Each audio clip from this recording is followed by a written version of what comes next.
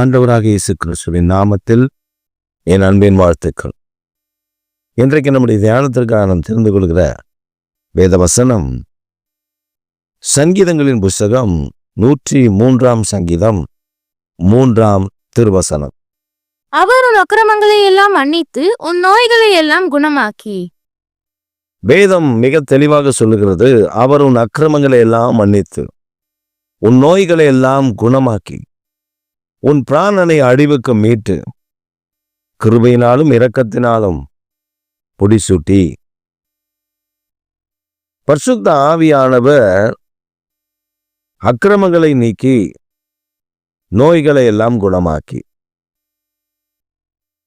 அப்படியானா அக்கிரமம் இருந்தா கண்டிப்பா நோய் வரும். ஒரு பாவம் இருந்தா கண்டிப்பா நோய் வரும். ஒரு பாவம் ஒரு மனிதனுக்குள் மறைமுகமான பாவம் செய்து கொண்டே அவன் கர்த்தரையும் பிசாசையும் ஒரே நேரத்தில் அவன் திருப்திப்படுத்த முடியாது. இருளுக்கும் ஒளிக்கும் சம்பந்தம் இல்லை. ஆனபடியினால் அவன் அக்கிரமம் செய்தானேயானால் அவனுக்கு நோய் உண்டு. ஆண்டவர் சொல்ற, உன் அக்கிரமத்தை மன்னித்து உன் நோயை குணமாக்கி. ஏன் குணமாக்குற? உன் பிராணனை அழிவுக்கு விலக்கி மீட்டு. அதுக்காக தான் உன்னை குணமாக்குற. அப்ப நம்முடைய வாழ்க்கையில் பாவம் நோய்களை வியாதிகளை கொண்டு வரும். இது உண்மை. அப்ப எல்லாருக்கும் அந்த பாவத்தினாலதான் வியாதி வருதா? அப்படி சொல்லிட முடியாது.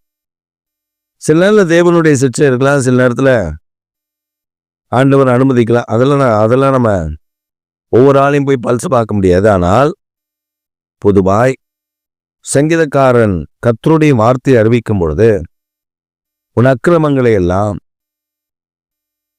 மன்னித்து உன் நோய்களை குணமாக்கி என்று சொல்கிறான். அப்ப அக்கிரமம் இருந்தா நோய் வரும். இந்த நோய் நம்மை தாக்கும் பொழுது நாம் பலவீனப்படுவோம். அப்ப நம்ம இந்த நோய் தாக்கி பலவீனப்படுறதுலேருந்து நாம் எப்படி விடுவிக்கப்படுகிறது, நாம் எப்படி விடுதலை அடைவது, அதிலிருந்து நாம் எப்படி ஜெயம் பெறுவது, இது ஒரு பெரிய ரகசியம். அப்போ ஒரு மனிதன் சொல்ல கேட்காம பாவம் செய்யறாருன்னு வச்சுக்கோங்களேன். இப்போ ஒரு மனிதன் இருக்காரு, குடிக்கிறாரு, விபச்சாரம் பண்றாரு. மனைவி சொல்றாங்க, ஓ அதெல்லாம் செய்யாதியா, பிள்ளைகளுக்கு அது மேல பிள்ளைக்கு மேல அது சாபமா வந்து அமையன்னு சொல்றேன். சொல்லும்போது கேட்கல அப்படின்னா சில நல்ல மனைவிகள் இருக்காங்க. என்ன பண்ணுவாங்கன்னா, ஆண்டவருடைய கரத்துல ஒப்பு கொடுத்து ஜெபம் பண்ண ஆரம்பிச்சிருவாங்க. என் வீட்டுக்காரர் எப்படியாவது மீட்டு கொடுங்க ஆண்டவரே, இந்த பாவத்திலிருந்து அந்த மனிதன் விடுதலை பெறட்டும், அந்த அக்கிரமம் அந்த சாபமாய் என் தலைமுறை மேல் அது வந்து விடாதபடி காத்துக்கொள்ளுங்க அப்படின்னு சில நல்ல மனைவிகள் ஜெபிக்க ஆரம்பிச்சு.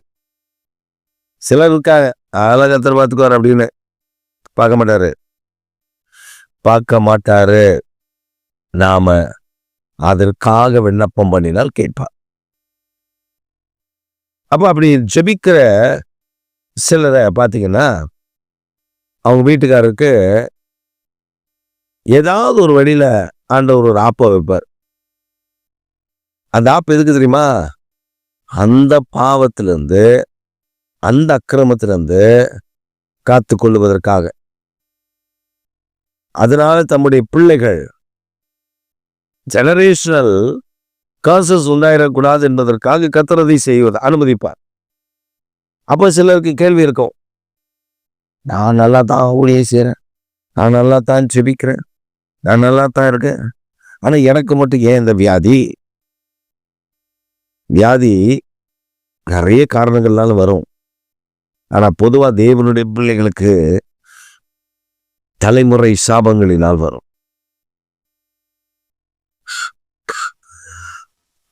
தலைமுறையா அவங்க பிதாக்கள் செய்த பாவம் எப்படி நமக்கு சொத்து சேர்த்து வைக்கிறாங்களோ அந்த மாதிரி இது டெபாசிட் அது சாபமாய் வெளிப்படும். இதைத்தான் வேதம் நமக்கு கற்றுக் கொடுக்குது.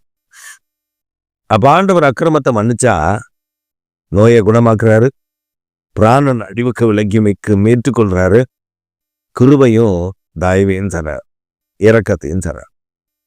அதனால இந்த காலை வேளையில ஒருவேளை நீங்க சோர்ந்து போயிருக்கலாம். இது ஏன் எனக்கு வந்ததுன்னு தெரியலையே அப்படின்னு நீங்க நினைக்கலாம். ஒருவேளை உங்க தலைமுறை சாபமா பாவமா இருக்கும்னு நான் சொல்ல வரல, இருக்கலாம். அதை நீங்கள் தெய்வனிடத்துல விசாரித்தால் ஆண்டவர் அதை நமக்கு கற்றுக் கொடுப்பார். ஆண்டவர் அதை நமக்கு சொல்லிக் கொடுப்பார். அதை மன்னிக்க அவர் உண்மை இல்லவர். எல்லா பாவத்தையும் எல்லா நியாயத்தையும் நமக்கு நீக்கி மன்னிக்க தானே அவர் கிருபை உள்ளவராக இருக்கிறார். அது நம்ம கேட்கணும். ஒரு சமயம் ஒரு ஆலயத்துக்கு நான் போயிருந்தப்ப அந்த ஆலயத்துக்கு ஆராதனைக்கு வருகிற ஒரு மனிதன், அந்த மனிதன் தான் சில நேரங்களில் சங்கீதங்கள் வாசிப்பார், சங்கீதங்களை தியானத்துக்குள்ள நடத்துவார். அந்த மனிதன் சில நேரத்தில் ஜெப குறிப்புகளை நடத்துவார். நீங்க பார்த்தீங்கன்னா மனுஷன் நல்லா படிச்சிருந்தா, நல்ல வேலை, அப்படி கெத்தா வருவார். சபைக்குள்ள நிறைய குழப்பங்களை உண்டு பண்ணுவார், அதில் அவர் குளிர் காஞ்சிக்குவார். அப்படி அந்த மனிதன் ஒரு நாள் வரும்போது ஆலயத்துக்குள்ள அவர் பான் பராக் போட்டு, வீட்டில இருந்தே பான் பராக்லாம் போட்டு நல்லா வேண்டிகிட்டே வந்திருக்கார். அது போதை ஏத்தம்ல வேண்டிகிட்டே வந்திருக்காரு. ஆலயத்துக்குள்ள வரும்போது அப்படி ஆலயத்தின் வாசல்ல, அது ஒரு கிராம சபைல, அதில் ஆலயத்தின் வாசல்ல அந்த பான்பரக்கெல்லாம் துப்பிட்டு அப்படி வாயை 2 தண்ணி ஊற்றி அலசி குடிச்சிட்டு உள்ள வந்து ஒரு நல்ல பிள்ளை மணி உட்காண்டார். ரொம்ப நல்ல பிள்ளை அப்படி உட்காந்துருக்கார். அந்த சமயத்துல ஆறாவதெல்லாம் முடிஞ்சது. நானும் அந்த சபையில பிரசங்கம் பண்ணிட்டு வீட்டுக்கு வந்துட்டேன். ஒரு வாரம் கழித்து அவர் என்னை ஒரு இடத்தில் துக்க வீட்டில் சந்திக்கிறார். சந்திக்கும் போது அவர் சொல்றாரு, பாஸ்டர், நான் இப்படி எனக்கு ஒரு சின்ன பிரச்சனை, ரொம்ப பாதிக்கப்பட்டிருக்கேன், டாக்டர்கிட்ட போனேன், ஆப்ரேஷன் பண்ணணும்னு சொல்றாங்க, என்னால தாங்க முடியல, வலி வேதனை, அப்படி இருக்க எனக்காக ஜெபம் பண்ணுங்க. சரி பிரதர், நான் ஜெபம் பண்றேன், என்ன பிரச்சனை? அவர் ஒரு குறிப்பிட்ட பிரச்சனையே சொன்னார். அந்த பிரச்சனை கேட்ட பொழுது அது மிக வேதனை தான். சரி, நான் ஜெபம் பண்றேன்ட்டு நான் துக்க வீட்டுக்கு வந்திருக்கேன். அவரை வெளியில, அந்த துக்க வீட்டுக்கு வெளியில அவருக்காக ஜெபம் பண்ணி அனுப்பிட்டு அடுத்த வாரம் அந்த சபைக்கு நான் பிரசங்கிக்க போகும்போது அந்த சகோதரி, அவருடைய மனைவி, என்னை சந்தித்தார். அவர் வரல, அவர் ஏதோ வேலை இருக்கு அப்படின்னு வரலன்னு சொல்லி இவங்க சொன்னாங்க. ஏன்னா அந்த பிரச்சனை யாருக்கும் தெரிய வேண்டாம் அப்படின்னு அப்படி வச்சிருந்தாங்க. அப்ப நான் அந்த சகோதரிகிட்ட கேட்குறேன், என்ன சிஸ்டர் அவருக்கு? அவர் அப்படி தயங்கிட்டே சொன்னாங்க, அவன் பஸ் செய்யக்கூடாதெல்லாம் பாவம்லாம் செஞ்சா என்னதான் வரும் நடக்கும் பாருங்க. சபைக்கு கிளம்புறோம், நல்லா குளிக்கிறாரு, பந்து ட்ரெஸ்ஸை மாற்றத்துக்குள்ள அந்த பாக்கிறத வாயில போட்டுக்கிறேன். அதான் அவருக்கு தெம்பா. வாயில போட்டுக்கிட்டு நல்லா ட்ரெஸ்ஸை டீக்கா பண்ணிட்டு சர்ச்சுக்கு வந்துடுவோம். பாருங்க, போன வாரம் அவர் அப்படிதான் வந்து இந்த பாக்க வெளியில துப்பிட்டு வாயை கவிட்டு உள்ள வர்றார். பயம் இல்லை பாஸ்டர், அதனாலதான் கர்த்தர் அதை அனுமதிச்சிருக்கிறார். அப்ப நான் நினைச்சேன், ஒரு நல்ல மனைவி, அவருக்காக ஜோமன் இருக்கு. ஜோமன் கர்த்தர் கேட்டார், நந்தால் நீ எப்படியாவது மனம் திரும்ப பண்ணணும் அப்படின்னு ஆண்டவர் விரும்பி அதை அனுமதிச்சிருக்க.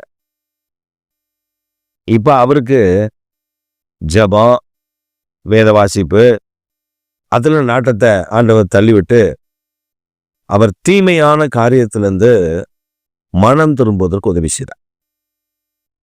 நம்ம நல்லா அறிந்து கொள்ளணும், ஆண்டவர் நம்முடைய அக்கிரமங்களை நினைத்து கொண்டே இருக்கிறவர் அல்ல. அது பெரிய போஸ்ட் போட்டு வெளியில ஒட்டி விளம்பரப்படுத்துறவரும் அல்ல, மன்னிக்கிறவர். அதற்காக தான் கல்வாரி சிலுவையில இயேசு ரத்தம் சிந்தி மரித்தார். 3ஆம் நாள் உயிரோடு கூட எழும்பினார். அதாவது இயேசு 53 சொல்லுகிறது, அவருடைய தழும்புகளினால் நாம் சுகமடைகிறோம். ஆண்டவருடைய தழும்பு நம்மை குணமாக்கிறோம். அந்த குணமாக்குற தழும்பு தான் நமக்காக இயேசு சிலுவையில வெளிப்பட்டதை நமக்கு காண்பிக்கிறார். அதனால இந்த காலை வேளையில ஏதோ ஒரு பலவீனத்தில் நீங்க இருக்கிறீங்க, ஏதோ ஒரு தீமை உங்களை ஆட்கொண்டு இந்த பலவீனத்தில் பாதிக்கப்பட்டிருக்கிறீங்க. ஆனா கர்த்தர் இன்றைக்கு சொல்றாரு, முதல்ல உன் அக்கிரமத்தை மன்னிக்கிறேன், நோய்களை குணமாக்குறேன், உன் பிராணனை அழிவுக்கு விலக்கி மீட்டுக் கொள்ளுகிறேன், உனக்கு கிருபையும் நன்மையும் நான் உனக்கு செய்கிறேன். கர்த்தர் இந்த காலை வேளையில் உங்களை குணமாக்குகிற ஆண்டவர், உங்களுக்கு ஒரு அற்புதம் செய்கிறவர். காலையில் அந்த அற்புதத்தை பெற்றுக்கொண்டு தேவனுடைய நாமத்தை மகிமைப்படுத்துவார். ஆமென்.